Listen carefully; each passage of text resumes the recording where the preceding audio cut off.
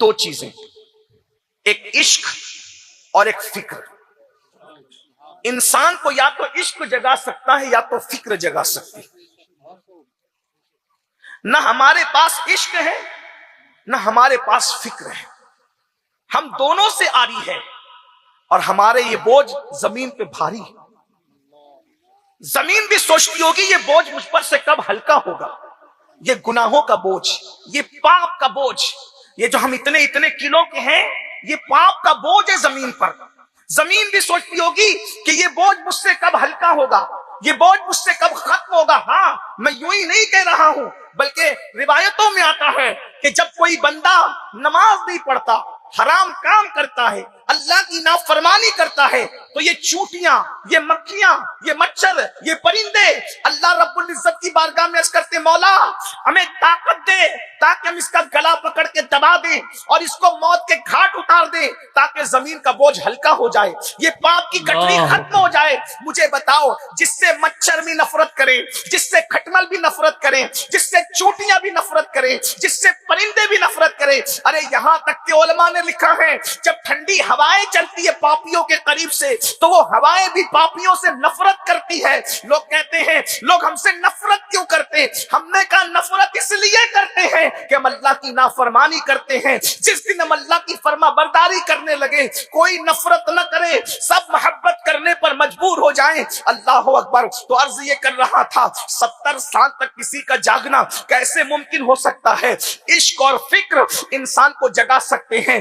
فکر کسے کہتے ہیں؟ آئیے میں آپ کو بتاؤں. ایک انسان بہت تھکا ہوا ہے، بہت تھکا ہوا ہے، بہت تھکا ہوا ہے، بستر نرم نرم موجود ہے، اے سی چل رہا ہے، پنکھا چل رہا ہے، سونے کا موڈ بھی ہے. اچانک فکر ہوتی ہے میری بیٹی کو رشتے نہیں آ رہے ہیں. اب بتاؤ تھکا ہوا انسان سو سکتا ہے اس فکر میں؟ اس کو نیند نہیں آتی. اللہ اکبر. میرے بیٹے کے مستقبل کا کیا ہوگا؟ بولو اس فکر میں نیند آتی ہے. کتنے ایسے باپ اور مائیں یہاں موجود ہیں جو اللہ اکبر دن بھر کی تھکن کے باوجود بھی بیٹی کے رشتے کی فکر انہیں سونے نہیں دیتی. اب مجھے بتاؤ جب بیٹی کے مستقبل کی فکر تمہاری تھکن کے باوجود تمہیں رات رات بھر سونے نہیں دیتی تو اللہ اکبر جو بندہ آخرت کی فکر کرنے لگے اسے نیند کیسے آئے؟ وہ آخرت ہمیں نہیں پتا آخرت میں کیا ہوگا. غریب نواز جانتے تھے آخرت میں کیا ہوگا. فکر آخرت اللہ والوں کو سونے نہیں دیتی. یہ اور بات ہے ہمیں بیٹی کی فکر سونے نہیں دیتی، ہمیں بیٹے کی فکر سونے نہیں دیتی، اللہ والوں کو آخرت کی فکر سونے نہیں دیتی. اس لیے کہ آخرت میں تو ہم نے یہ سوچ رکھا ہے کہ معاذ اللہ وہاں تو تماشا ہوگا. استغفر اللہ. لوگ تو یہ کہتے ہیں وہاں تو تماشا ہوگا. میں نے کہا اللہ اکبر آخرت میں کیا ہوگا یہ حدیث میں موجود ہے. اللہ کے سچے رسول اب کیوں وہ نہیں سوئے؟ یا تو فکر سونے نہیں دیتی یا تو عشق سونے نہیں دیتا. میں پہلے فکر پر ہی گفتگو کر لوں تاکہ ہمیں بھی آخرت کی فکر ہو جائے. میرے بھائیوں میری بہنوں آخرت کیا ہے؟ آخر کس فکر آخرت نے اللہ والوں کو سونے نہیں دیا؟ تو اللہ اکبر میرے اور تمہارے آقا سچے رسول صادق و مصدوق مصطفیٰ کریم رؤوف الرحیم صلی اللہ علیہ وآلہ وسلم ارشاد فرماتے ہیں جب قیامت کا دن ہوگا، وہ قیامت کا دن جس کے بارے میں ہم دھڑلے سے کہتے ہیں جو ہوگا دیکھا جائے گا، جو ہوگا دیکھا جائے گا، وہاں تو تماشا ہوگا. اللہ اکبر. یاد رکھنا دیکھنے والے ضرور دیکھیں گے جنہیں اللہ دکھائے گا، لیکن ہمیں فکر کرنی چاہیے کیونکہ اللہ کے سچے رسول صادق و مصدوق فرماتے ہیں اور حضور کی بات پر جو یقین نہیں کرتا میں اس کو سچا مسلمان ماننے کے لیے تیار نہیں ہوں. وہ کچھ بھی ہو جائے وہ سچا مومن نہیں ہو سکتا. آقا فرماتے ہیں قیامت کا دن ہوگا اور وہ دن کیسا ہوگا؟ اللہ اکبر. انسان کے سر اور سورج کے درمیان صرف ایک ہاتھ کا فاصلہ ہوگا، ایک ہاتھ کا فاصلہ. آج سورج جو ہے وہ چمک رہا ہے پشت کی طرف سے، اس دن سورج چمکے گا چہرے کی طرف سے اور لوگوں کے بھیجے ان کی کھوپڑیوں میں ایسے کھول رہے ہوں گے جیسے چولہے پہ رکھی ہوئی ہانڈی کے اندر پانی کھولتا ہے. مسلمانوں ذرا تصور کرو ہمارے سچے رسول فرما رہے ہیں ہمارا کھوپڑی کے اندر بھیجا کھولنے والا ہے، وہ دن آنے والا ہے. بتاؤ اس دن کے لیے کیا تیاری کی ہے؟ اس دن تو صرف انہی کا بھیجا نہیں کھولے گا جو اللہ کے عرش کے سائے میں ہوں گے، باقی سب کا بھیجا کھولے گا. ہے کوئی گارنٹی کہ اللہ کے عرش کا سایہ ہمیں اور آپ کو ملے گا؟ جس کو سایہ نہیں ملے گا اللہ اکبر. ذرا تصور تو کرنا میرے بھائی، مئی کی گرمی میں किस तरीके से तड़पते हो, पतले पतले कपड़े पहनते हो, एसी ढूंढते हो, साया ढूंढते हो, दोपहर में कोई घर के बाहर नहीं निकलता। मेरे भाइयों, इसी पर बस नहीं, तुम्हारे और मेरे सच्चे रसूल ने फरमाया इंसान पसीने में होगा, और पसीना कितना होगा? सच्चे रसूल फरमाते हैं किसी का पसीना टखनों तक होगा, किसी का पसीना घुटने तक होगा, किसी का पसीना कमर तक होगा, किसी का पसीना कंधों तक होगा, किसी का पसीना मुंह तक होगा। कोई अपने ही पसीने में डुबकियां ले रहा होगा और वो पसीने में बदबू आ रही होगी, और उस पसीने की खुसूसियत ये होगी कि जिसका पसीना होगा उसी के साथ होगा, वो जहां जहां जाएगा उसका पसीना साथ साथ जाएगा।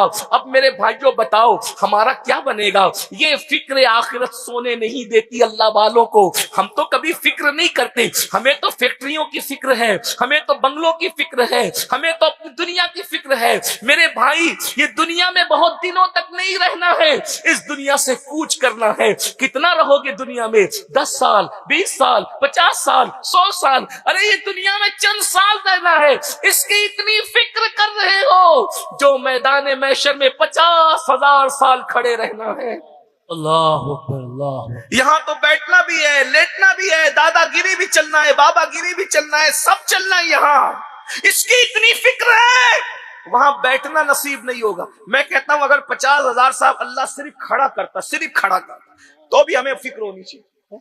हम 50 मिनट खड़े नहीं रह सकते, 5 घंटे हम खड़े नहीं रह सकते, 50 घंटे खड़े नहीं रह सकते, 50,000 साल। किसने कहा?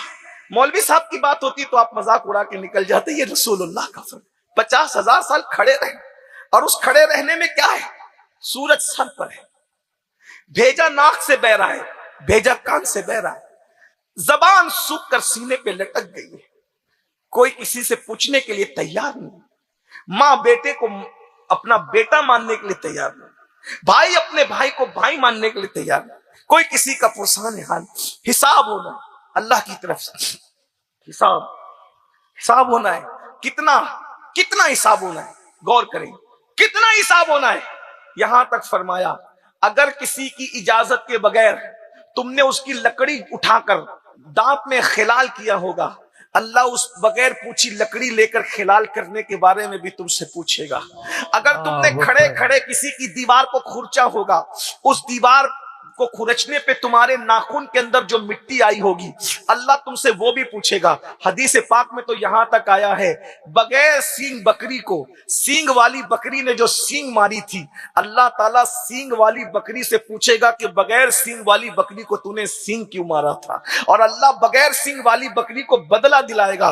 जरा सोचो, जो लोगों के लिए महशर नहीं है, जो लोग शरीयत के मुकल्लफ नहीं है, जब उनको वहां बदला दिया जाएगा तो हमारा क्या बनेगा? ये फिक्र होनी चाहिए हमें, और हमें नहीं है महशर की फिक्र। हम तो सोच रहे मौलाना यूं जन्नत मिलेगी क्योंकि हमने मौलाना शाहिद का दामन पकड़ा है, हमने सैयद मोहम्मद साहब का दामन पकड़ा है। एक बात मैं आपसे अर्ज करूं, सच्ची बात अर्ज करूं, सबके दामन की अहमियत अपनी जगह। एक बात आपको बताऊं, आपके हमारे होश ठिकाने आ जाएंगे। जिन लोगों ने डायरेक्ट रसूलुल्लाह का दामन पकड़ा था, डायरेक्ट, उनमें एक हस्ती का जिक्र मैं करता हूं जिसको शरह सुदूर में अल्लामा जलालुद्दीन सुयूती रहमतुल्लाह अलैह ने लिखा है। इमाम सुयूती कौन? जिसने आलमे बेदारी में कमो बेश 75 मरतबा रसूलुल्लाह का दीदार किया।